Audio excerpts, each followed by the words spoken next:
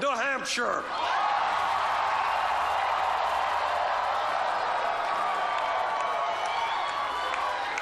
Shortly after the polls closed, Secretary Clinton called and was very gracious in her congratulations. I thank her for her call, and I congratulate her and her supporters for the vigorous campaign they ran in New Hampshire.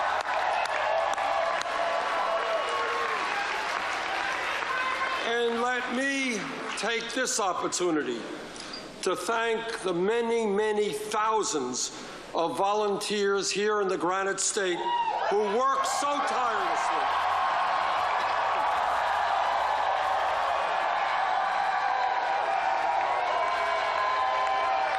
Our volunteers worked night and day, made phone calls, and knocked on a heck of a lot of doors.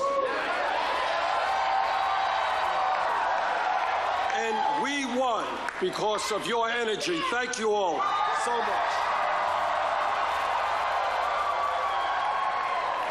And I want to thank Julia Barnes and our great campaign staff.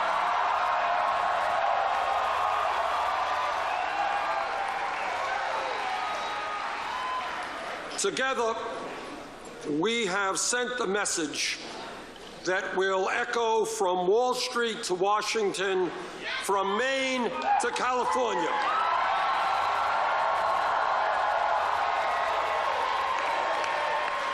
And that is that the government of our great country belongs to all of the people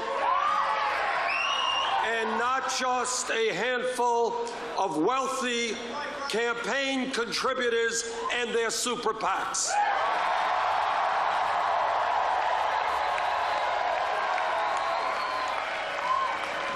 Nine months ago, we began our campaign here in New Hampshire. We had no campaign organization, we had no money, and we were taking on the most powerful political organization in the United States of America.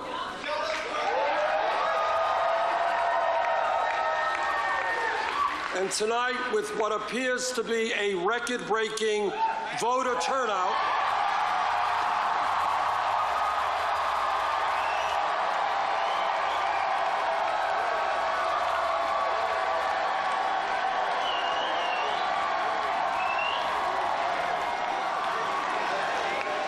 because of a huge voter turnout, and I say huge, we won because we harnessed the energy and the excitement that the Democratic Party will need to succeed in November.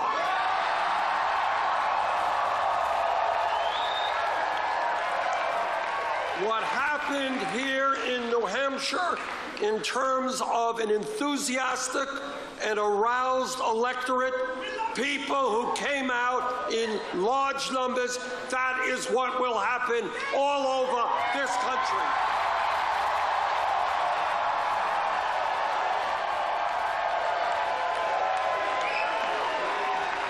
And let us never forget, Democrats and progressives win when voter turnout is high. Republicans win when people are demoralized and voter turnout is low.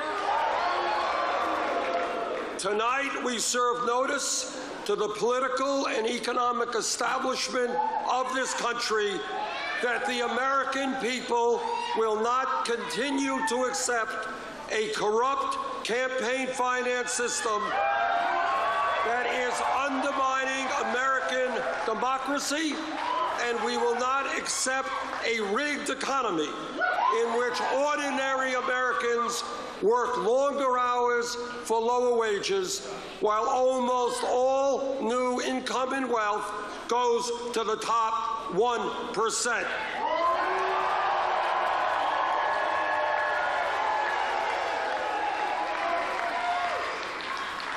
I want to take this opportunity again to congratulate Secretary Clinton and her organization and supporters for waging a vigorous campaign. I hope that in the days ahead we can continue to wage a strong, issue-oriented campaign and bring new people into the political process.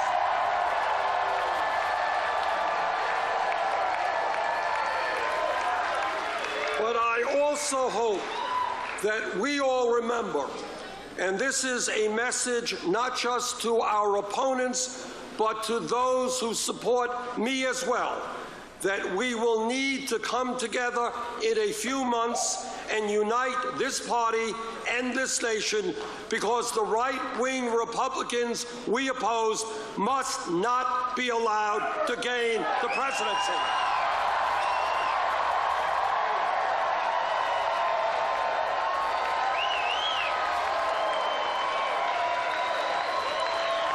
As we all remember, the last time Republicans occupied the White House, their trickle-down economic policies drove us into the worst economic downturn since the Depression of the 1930s. No, we will not allow huge tax breaks for billionaires. We will not allow huge cuts to Social Security, veterans' needs, Medicare, Medicaid, and education.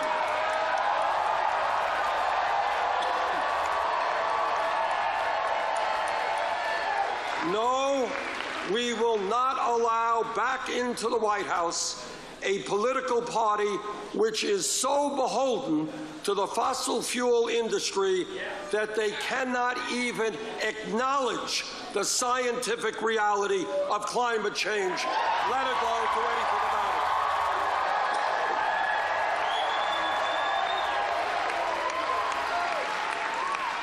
it. The people of New Hampshire have sent a profound message to the political establishment, to the economic establishment, and, by the way, to the media establishment.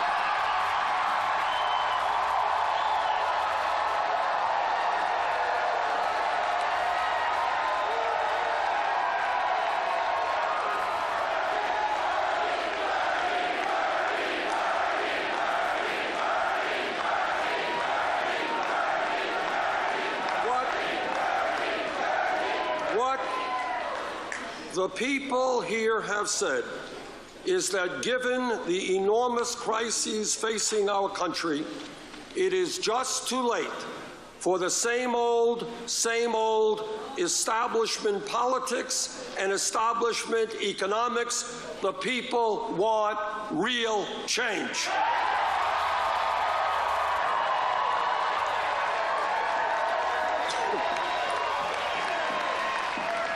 What the American people are saying, and by the way, I hear this not just from progressives, but from conservatives and from moderates, is that we can no longer continue to have a campaign finance system in which Wall Street and the billionaire class are able to buy elections.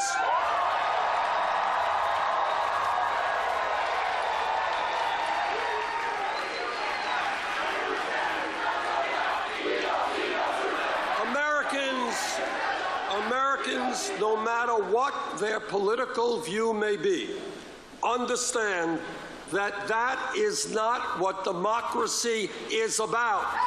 That is what oligarchy is about. And we will not allow that to continue. I do not have a super PAC, and I do not want a super PAC.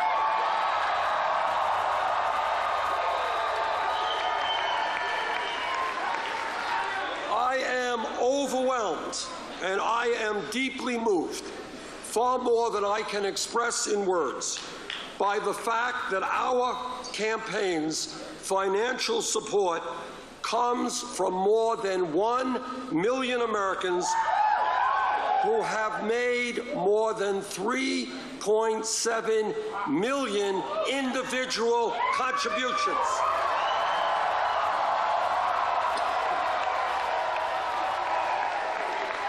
That is more individual contributions than any candidate in the history of the United States up until this point in an election.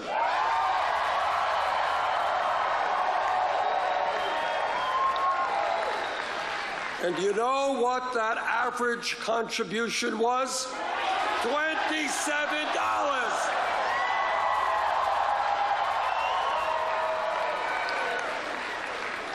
I am going to New York City tonight and tomorrow, but I'm not going to New York City to hold a fundraiser on Wall Street. Instead, I'm going to hold a fundraiser right here, right now, across America. My request is, please go to BernieSanders.com and contribute.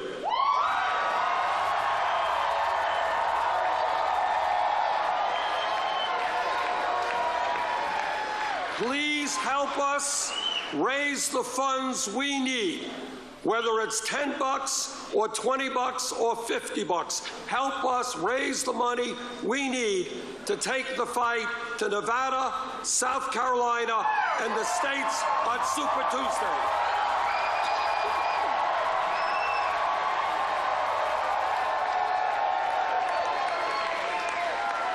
So there it is. That's our fundraiser. Pretty quick.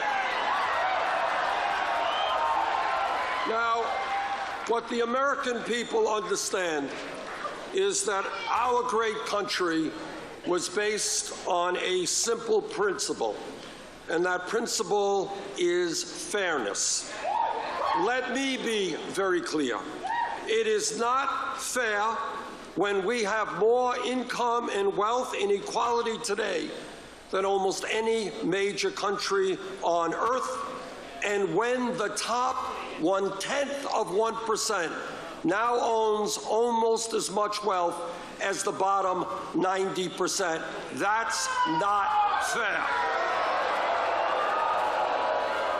It is not fair when the 20 wealthiest people in this country now own more wealth than the bottom half of the American people. So you guys ready for a radical idea?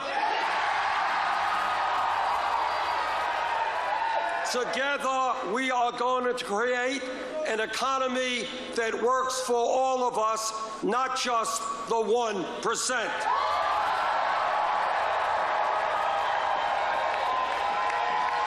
And when millions of our people are working for starvation wages, yup, we're going to raise the minimum wage to $15 an hour.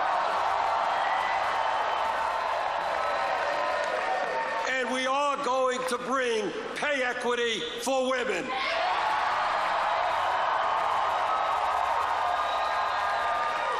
And when we need the best educated workforce in the world, yes, we are going to make public colleges and universities tuition free.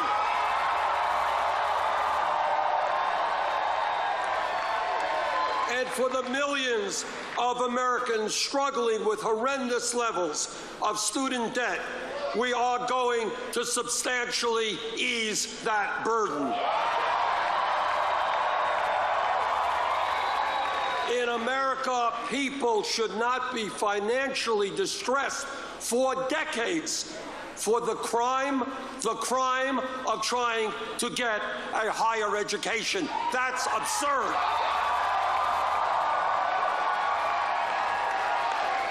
Well, my critics say, you know, Bernie, that's a great idea. You're into all this free stuff. How are you going to pay for it? I will tell you how we're going to pay for it. We're going to impose a tax on Wall Street speculation.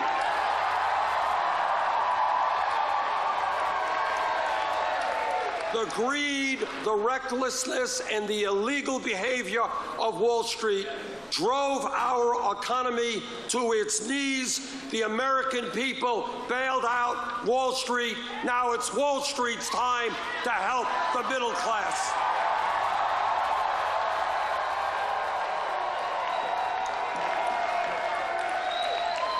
And when we talk about transforming America, it means ending the disgrace of this country having more people in jail than any other country in the world, disproportionately African American and Latino.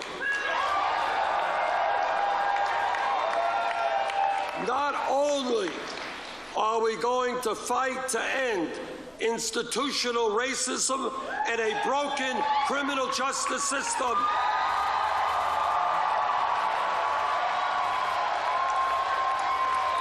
we are going to provide jobs and education for our young people, not jails and incarceration.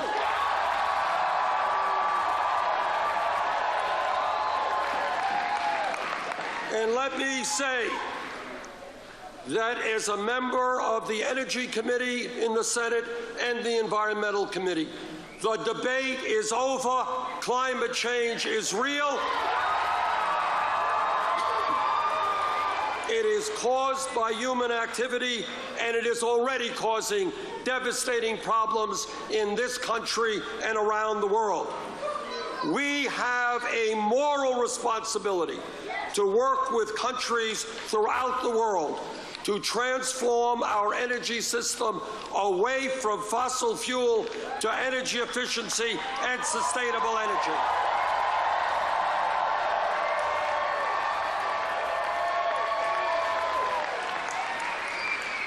Now, I have been criticized during this campaign for many, many things. Every single day, that's okay, that's all right. They're throwing everything at me except the kitchen sink, and I have the feeling that kitchen sink is coming pretty soon as well. But what our campaign is about is thinking big, not small. It's about having the courage to reject the status quo.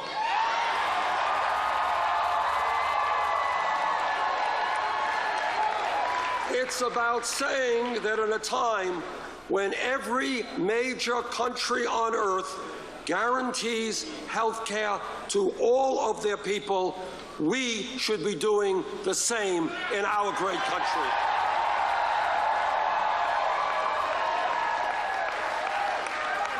In my view, under President Obama's leadership, the Affordable Care Act has been an important step forward, no question about it.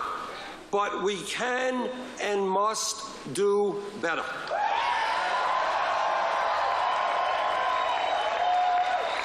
$29 million Americans should not remain uninsured. An even greater number should not be underinsured with large deductibles and co-payments. We should not be paying by far the highest prices in the world for prescription drugs at a time, listen to this, when the top 3 drug companies in this country made $45 billion in profit last year. That is an obscenity. And let me tell you something. When we make it to the White House,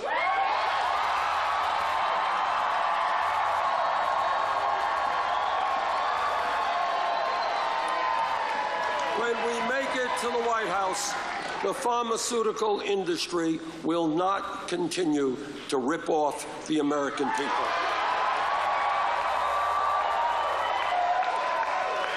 And further, it makes no sense that as a nation, we continue to spend far, far more per capita than do the people of any other nation, all of whom guarantee health care to all of their people. And that is why I believe in a Medicare for all single-payer program.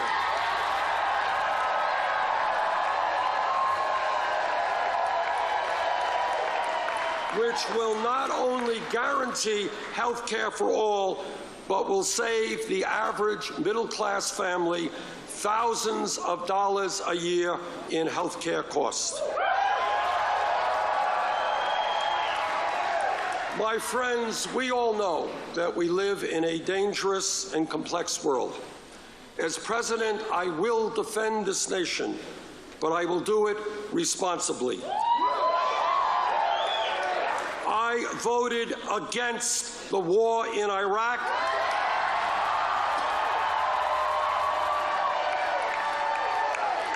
And that was the right vote. While we must be relentless in combating terrorists who would do us harm, we cannot and should not be the policemen of the world. Nor should we bear the burden of fighting terrorism alone. In the Middle East, the United States must be part of an international coalition sustained by nations in the region that have the means to protect themselves.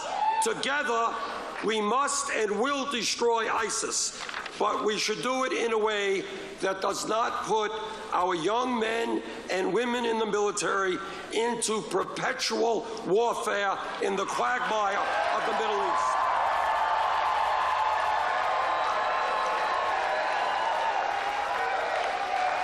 My friends, we must fix our broken immigration system that divides families and create a path toward citizenship for hard-working people who are living in the shadows.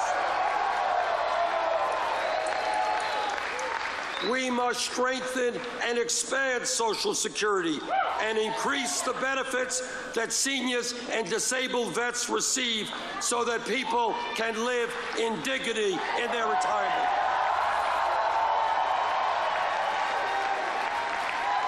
We must rebuild our crumbling infrastructure, and when we do that, we create millions of decent-paying jobs. We must pursue the fight for women's rights, for gay rights, for disability rights.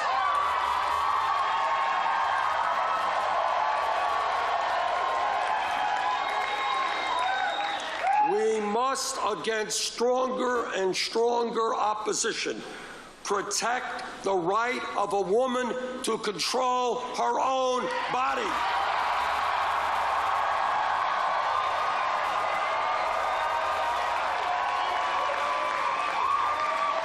And we must protect the men and women who serve our nation in uniform and protect our veterans who put their lives on the line to defend us.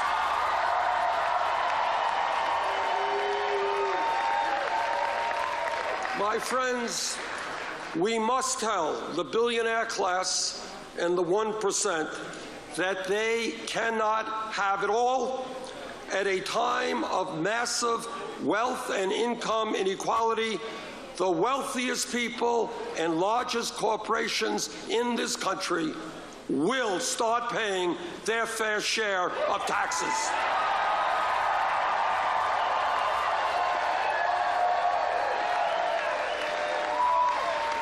My friends, I am the son of a Polish immigrant who came to this country speaking no English and having no money. My father worked every day of his life, and he never made a whole lot. My mom and dad and brother and I grew up in a small 3.5-room rent-controlled apartment in Brooklyn, New York. My mother, who died at a young age, always dreamed of moving out of that apartment, getting a home of her own, but she never realized that dream. The truth is that neither one of my parents could ever have dreamed that I would be here tonight standing before you as a candidate for President of the United States.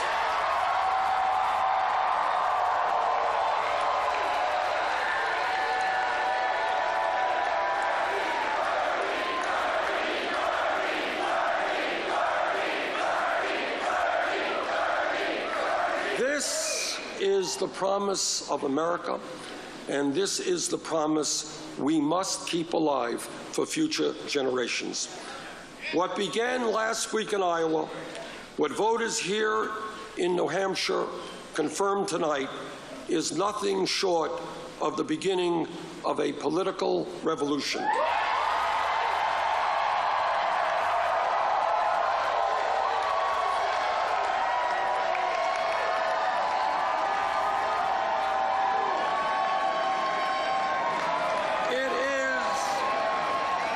It is a political revolution that will bring tens of millions of our people together. It will bring together working people who have given up on the political process. It will bring together young people who have never participated in the political process. It will bring together blacks and whites, Latinos, Asian Americans, Native Americans, straight and gay, male and female, people who were born in America and people who immigrated here. We will all come together to say loudly and clearly that the government of our great nation belongs to all of us, not just a few wealthy campaign contributors. That is what this campaign is about. That is what the political revolution is about. So, New Hampshire, thank you again, and now it's on.